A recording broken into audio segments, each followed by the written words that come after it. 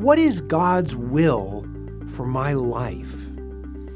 When it comes to considering major life decisions, it's not always easy to answer that question. What is the will of God for my life? We often wonder whether we've made the right choice.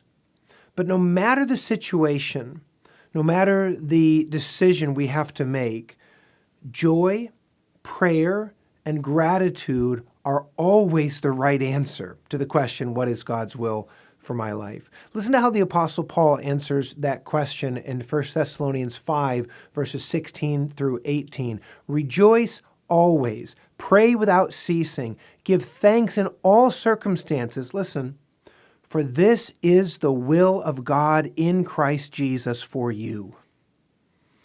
Surely if anyone knew that this was a hard thing to do, to give thanks in all circumstances, not just when things are going well, but in hard times, if anyone knew that this was a hard thing to do, it was the Apostle Paul. He was stoned and left for dead, Acts 14, verse 9. He was beaten and shipwrecked, 2 Corinthians 11:25, sometimes narrowly escaping opponents who were furious with his gospel preaching, Acts 9:22 through 25, for just one example. Is this what Paul had in mind when he wondered about the will of God for his life? Paul had scars that prove that it's not always easy walking in God's will. And yet Paul calls for joy, prayer, and gratitude, not just in the comfortable moments, but even in the midst of tragedy, loss, and sorrow. He wrote similar instructions in a letter to the Christians in Rome in chapter 12, verse 12 of Romans, when he says this, rejoice in hope, be patient in tribulation, be constant in prayer.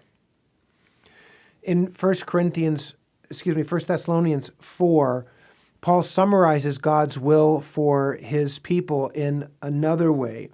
He says this, for this is the will of God, your sanctification. Verse 3.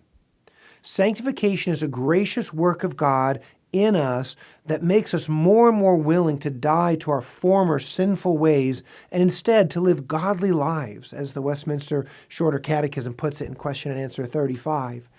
Growing in godliness doesn't mean getting out of hard times, but going to God in hard times.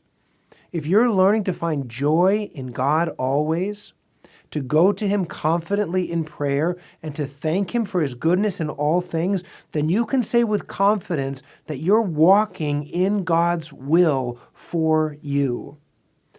For example, consider this. What might it look like to pray without ceasing?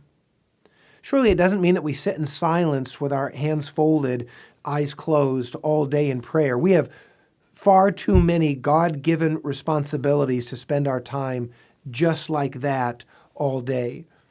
So what does Paul mean when he says pray without ceasing?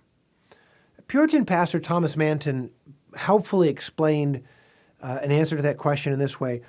All duties may be resolved into prayer and praise.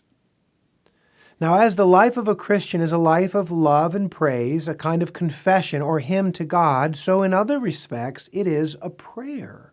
In some respects, the life of a Christian is a prayer. Praying is a way of life, the kind of life that David describes in Psalm 25, verse 2. Lead me in your truth and teach me, for you are the God of my salvation, for I wait for you all day long.